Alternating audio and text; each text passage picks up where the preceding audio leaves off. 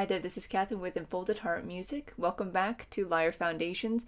Today we're going to continue Chapter 2 and look at Lesson 2. This will be our first chapter with exercises in it. Let's go ahead and jump in and see what we have in store.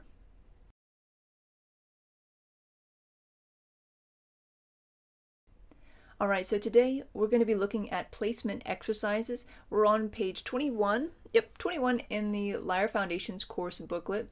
And what I mean by placement exercises is that you're going to develop skills as you work on these exercises to be comfortable putting your hand quite immediately on the lyre in certain intervals. So for example, a fifth, an octave, a second, a third, all that kind of stuff. This will make sense more as we get into the actual exercises. I'm going to walk through one completely with you, and then I'll sort of briefly touch on some of the other ones, but that'll be up to you to walk through those at your own pace and aligned with your own particular skill and capacities at this point. One caveat that I want to voice before we get going. This is on page 21, but in case you missed it, if you don't know how to read sheet music, I would highly recommend that you jump to part 2, which is chapter 4. Yes, chapter 4 in part 2 of the Lyre book. Take a look at that. Even if you don't master the skills there, you'll find some pages that are very helpful to help you understand how to read the sheet music, which will be necessary for this lesson.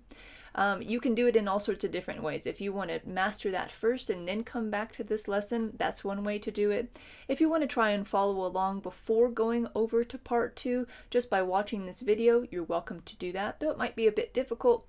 And then the third option would to be sort of combine the two. Make yourself familiar with part 2, chapter 4, and then come back to this video, and you'll probably be able to put them together pretty well by combining those two.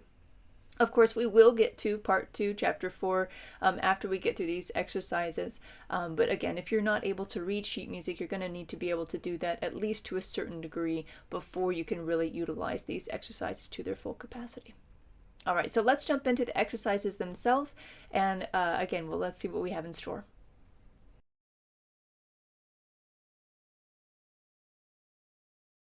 All right, we're back now and nice and zoomed in so that you can see what I'm doing here on the lyre.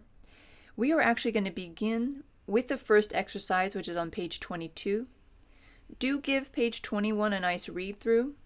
I'll be articulating some of that in this video and in the context of the exercises, but give that a read through as well, just for better preparation, not just for this exercise, but for the following lessons in this chapter. All right, so let's take exercise 1. This is going to be our example for today.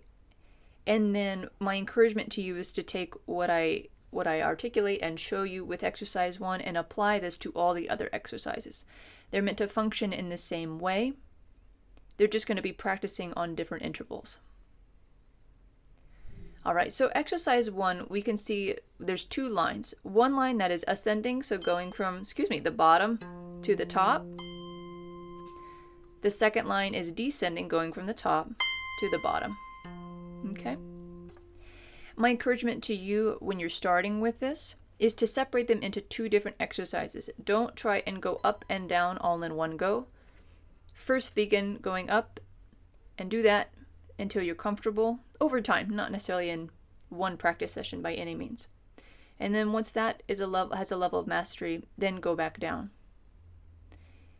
Once you have those 2 mastered in their distinctness, going up, pausing, and then coming down, then combine them as one exercise, going up and going down. Speed here is not the goal. It really could actually be quite an enemy for you. What you're trying to develop is certain muscle memory. And so if you're going too fast and you're making mistakes, what you're actually doing is practicing the wrong thing, practicing making mistakes. And that might sound a little bit dramatic, but it really is true. You have to go slow enough. Sometimes this feels almost painfully slow, but slow enough where you know that you're pretty much going to get it right.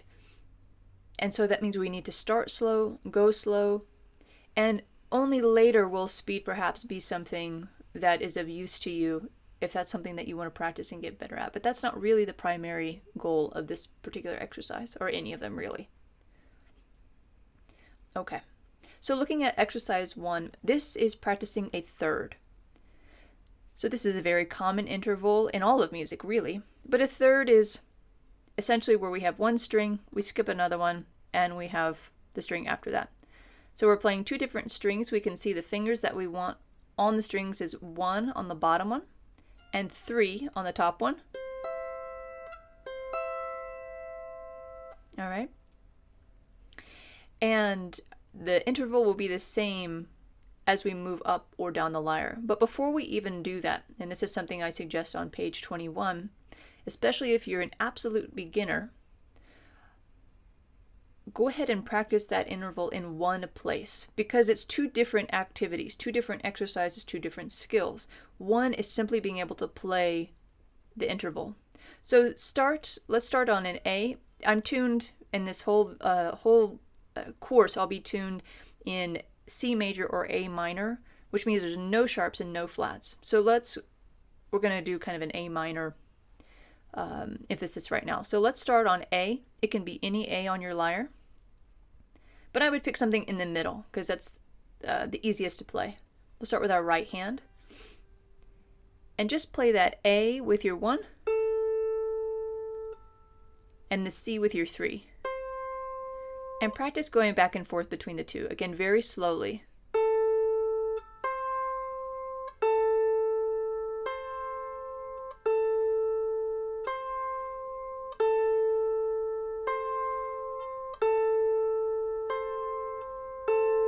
Things you want to focus on are the tone, the steadiness of your fingers, the strength at which you are pulling the strings, and consistency in sound. For example, you don't want the volume to be radically different between one finger or the other. If that's the case, it means you're pulling harder with one finger versus the other. One finger may just naturally be stronger than the other. You also don't want to have a buzzing. So especially if you're doing something down here, you don't want to slowly put your finger and have a buzz. You hear that buzz? Kind of zzz. To avoid that, you need to put your finger on that string quite quickly afterwards. Nice firm.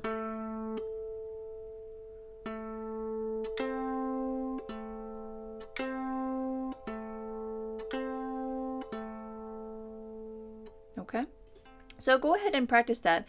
On both of these, I used A and C.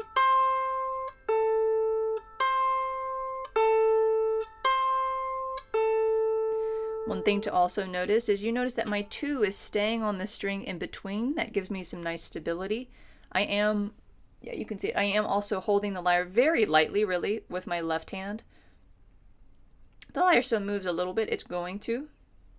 But I'm not, really grabbing the lyre. Just a small place of steadiness and stability. So I'm keeping my 2 on this string, as well as whatever finger, whether it's the 1 or the 3 that I'm not playing with. So what I'm not doing is going like this.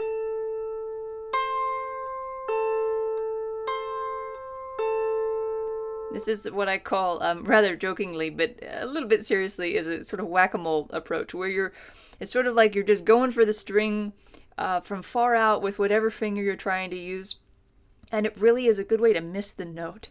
And so you kind of want to have as many fingers on the lyre as possible in a certain sense as you're moving forward. So when I play my 1, I have my 2 and my 3 on this, and I use it as kind of anchor points. Same with my 3, I have my 1 and 2 on the strings.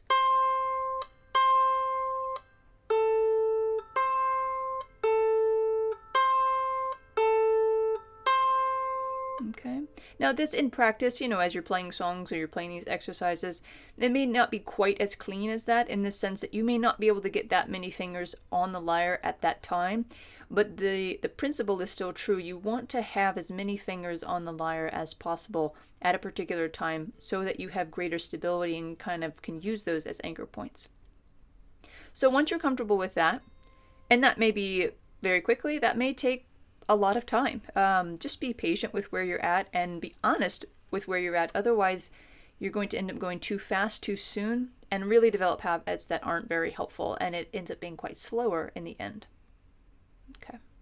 Now, it doesn't have to be perfect, but that's not what we're looking for, to get it absolutely perfect and then you can move on. No, but you need to have a certain level of comfort and don't be rushed. Okay.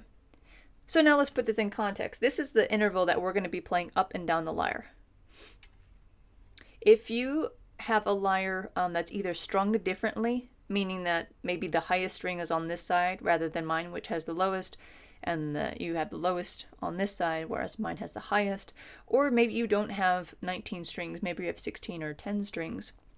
These exercises in this particular lesson are going to be no problem for you, because it's not really about which note you're playing. It really is just using whatever range that you have on the lyre. So the sheet music is written such that it starts on this low F and ends on this high A and C. But maybe your range isn't that far, and that's fine. Just start on whatever is the lowest and end on whatever is the highest. Okay? So now let's practice just doing the first 4 notes of this exercise. And again, I would apply this way of going about each exercise for all the exercises in this practice. So start somewhere in the middle, understand what the interval is that you're working on, practice that interval, then try and move. So now we're going to add in a little bit of movement. And we're not going to try and move all the way up or all the way down. We're going to just try and make one movement. So that's why we're focusing on the first 4 notes. So we have F, then we have A. So F, A. I need to now have my thumb on G and B. So I'm going to do this in kind of slow-mo with these 4 notes so you can see my fingers.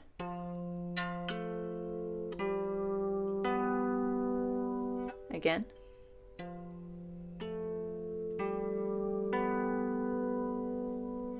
Last time.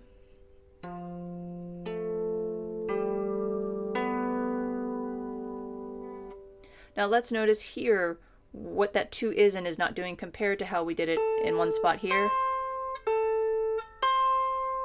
Now the 2 was able to stay here because I wasn't moving a finger up there immediately afterwards. But down here in the application of the exercise with the movement, I can't do that, because if I were, now my thumb needs to go where my 2 is, and that's kind of a lot of extra effort there. So instead what I want to do is, after I play the 1 and before I play the 3, have that 1 in its new position.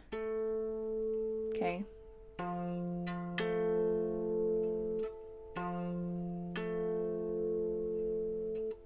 The same thing is true when we have to move the 3. So we have 1, place the 1, 3, place the 3 before I play the 1. So I'll do that a couple more times.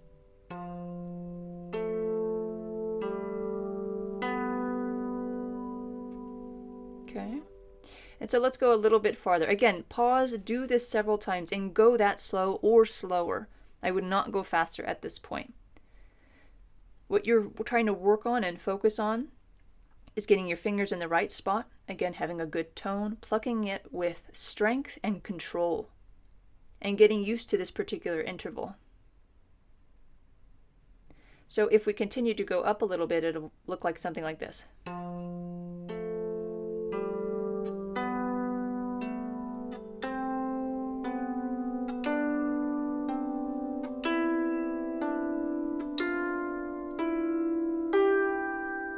Okay, and I'll do that all the way to the top. Now the reason we do it all the way to the top is because our hand has to shift a little bit. It's going to feel a little bit different. It also just gives us a nice practice going up. So this has all been with our right hand. Once you have some level of comfort and control with your right hand, go ahead and try it with the left hand. So we'll use the same notes, and it's actually the same fingering. So we use our 1 for the A and our 3 for the C. So again, we practice.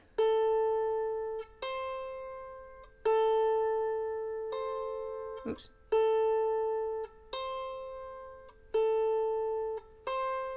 Now, if you're right-handed, this left hand is going to feel a lot less in control, and that just means that it's not as strong. It's not used to doing this kind of activity. It's just going to need a little bit more help and practice. So don't be too frustrated with it. You may not be able to go at the same speed with the left hand as you would with the right hand. Again, much farther down the road. That's not what we're focusing on now. And also, the left hand is probably going to have a few places where it's actually really hard to get to. And so it's not going to have the same freedom as the right hand, which is completely open here on the front. With that said, if your lyre is constructed where it's really hard to reach certain strings, especially at the top with your left hand, I wouldn't worry about it. I would just stop a little bit short of the top of your lyre, because you're almost never going to need to play with your left hand all the way at the top, unless you have your hands kind of backwards like this, which there's only a few circumstances where I could imagine why that would make sense, but most times you would just have them switched anyways. Now, if you have this trouble on the lower part of your lyre, I would try and work on that, because that will be the responsibility of your left hand in the vast majority of pieces. So again, after we've done it in our one spot, we put it in context. All the same rules, all the same suggestions apply for the left hand as with the right hand. It's touching the string a little bit. So here's the left hand.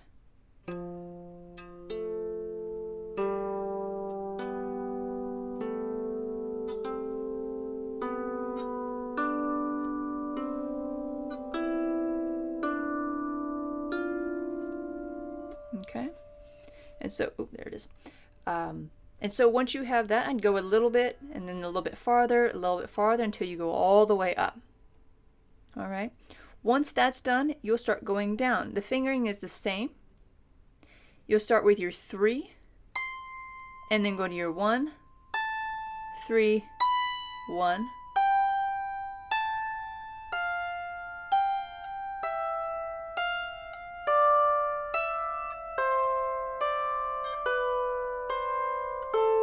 Etc. Okay, same with the left hand.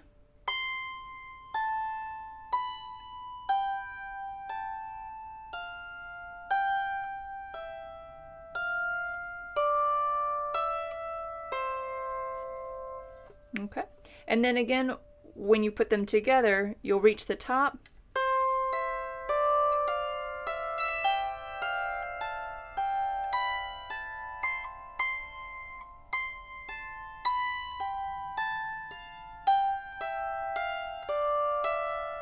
Etc. until you go all the way to the bottom. All right, so this is kind of laying out. If I was working with you one-on-one, for example, we'd spend a lot of time just doing each one of these sections by itself. So again, just in isolation with each hand, and then practicing just going up with 4 notes with each hand, and then going up a little bit farther.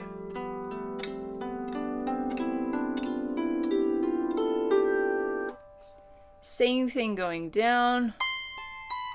Oops. Etc. Only when you get comfortable going up and down with each hand at a really controlled, comfortable pace, then you can work on some speed.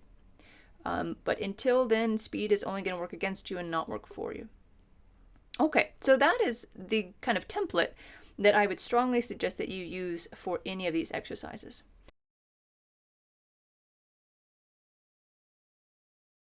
Let's walk through, not each exercise, but just the fingerings for each one. You can see the little numbers above. So for example, exercise 2. It's very similar to exercise 1, except it actually makes a big difference which finger we start with. So with exercise 1, we started with 1 and then went to 3. 1, 3. So we're kind of pushing forward with our thumb. Exercise 2, we're going to use our 3 first.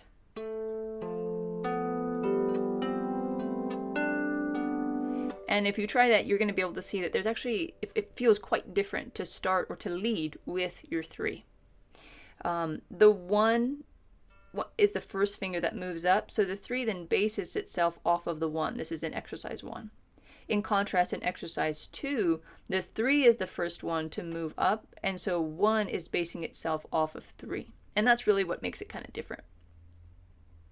And so this is the case as you move forward. For example, 1 and 2 are like this, 3 and 4 are related in the same way, 5 and 6, 7 and 8, etc.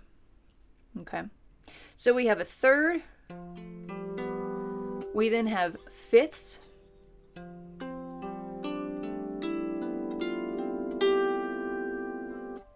We then have octaves after this.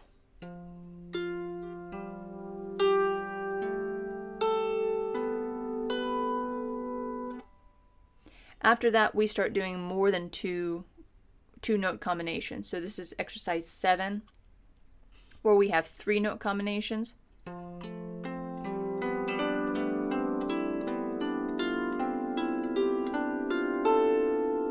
And especially as you get to these 3 note exercises, things you're going to want to be working on is clarity of that note. I had a little bit of buzzing here. My nail kind of, actually this front part of my nails are very short right now. It kind of caught as I moved forward. I kind of leaned too far this way and it caught here. So just take it really slow. Make sure you're not stumbling over your fingers or over the strings. You want it to be very, very clean. And that's true for 2 note exercises as well, but it becomes more challenging with the 3 note exercises.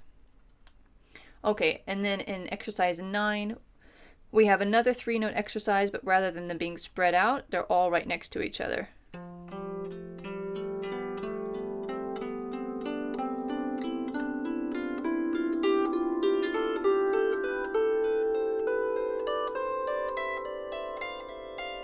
Etc. And then, is this it? Oh, we have still a few more. Okay. Then we have 4 note exercises where we are spanning the range of a fifth, but adding 2 notes in. So exercise 11 starts using the 4. This is probably the most difficult. It's one of our weakest fingers. So again, go very slow.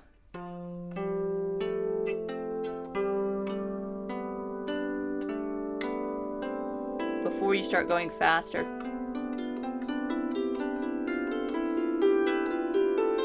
Etc. And let's see what we have on this last page. The last form of exercise is very similar. It is also 4 notes, but instead of spanning a fifth, it spans an octave. And it has the 1, 3, 5, 8 of the scale. Or not of the scale, of the particular position. So it would be like this.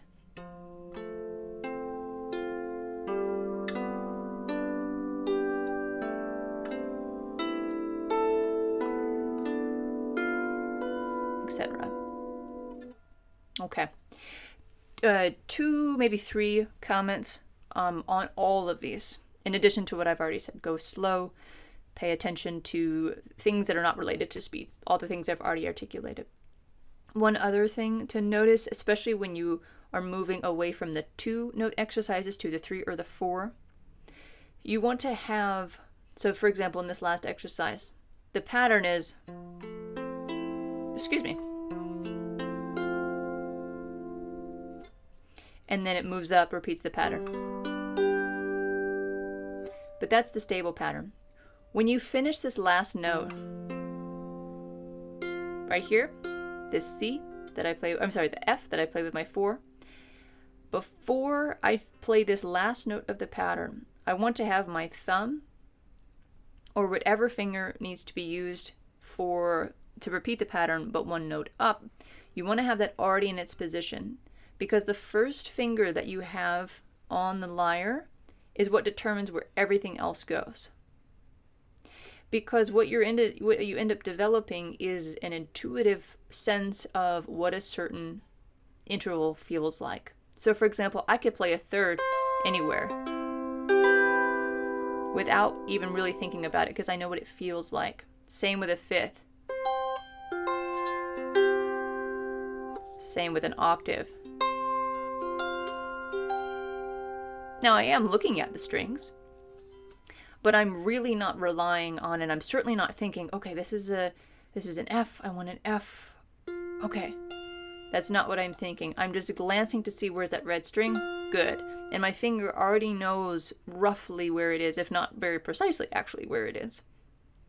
Okay, and so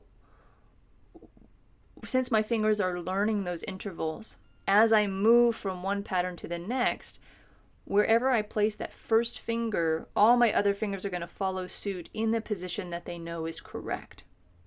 So if I come off of the lyre completely after the first time playing the pattern, if I come totally off, I have to essentially start from scratch when I put my hand back down. In comparison, if I have my thumb down already when I play my 4, then my other fingers already know in relation to that thumb, in relation to that 1, where to go.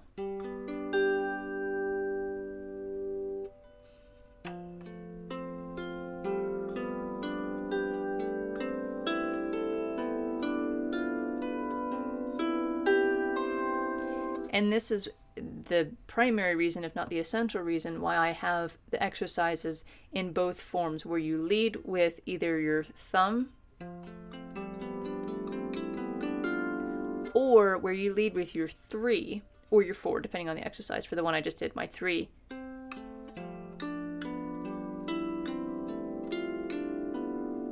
Because that first finger, you could call it your guiding finger. It guides all the rest of your hand to be in the proper place to be able to play that certain pattern on that string. And that's really important when you put it in the context of pieces, because you don't want to have to think about all the different 4 notes that you play, especially if you're playing a chord.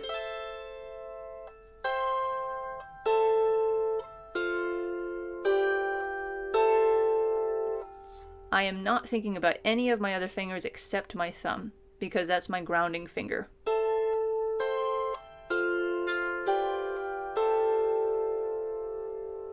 And it's because of exercises like I've articulated here for you that I can do that. So that's why the moving part is so helpful and essential. So of course this will also help a lot with strength and dexterity in your fingers. Again, be patient as you go. And you should have a total of 14 exercises in this chapter. Let me switch back and I'll have a few concluding comments for you.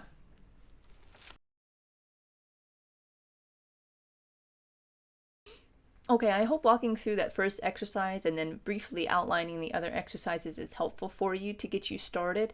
Again, I can't emphasize enough, go slowly, be patient with yourself. Like I said at the very, very beginning of this whole series, this book is intended to take you a long way. And so maybe you're only working on exercise 1, or maybe even just the first part of exercise 1, 2, and 3, just going up with the right hand. Maybe that's what you're working on.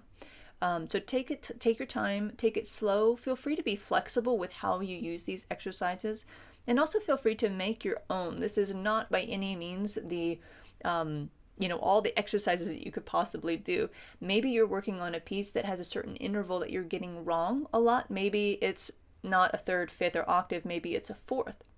Well, then apply that to these exercises. Practice the 4th going up and down the lyre in the same place, and then up and down the lyre. And that will help you out a lot when you get to that spot in the piece, because it will already be kind of in your fingers in a certain sense. So go slow. You are welcome to move past this practice in future lessons, because they're going to emphasize different skills, but come back to them, work through them slowly. But you don't have to master all of them before you're ready to go on to the next lesson. I want to make that really clear. So again, go at your own pace, go slowly. Feel free to keep moving forward in the course and developing other skills alongside this one. It does not mean, again, that you need to master all 14 exercises before you're ready to move forward. Again, as always, if you have any questions or if you're a little bit confused about anything, send me an email, put it in the comments, whatever's best for you, and I'm happy to help as best as I can. I hope this gets you a good step forward. I wish you the best of luck. God bless you, and may the peace of Christ be with you. Thank you so much.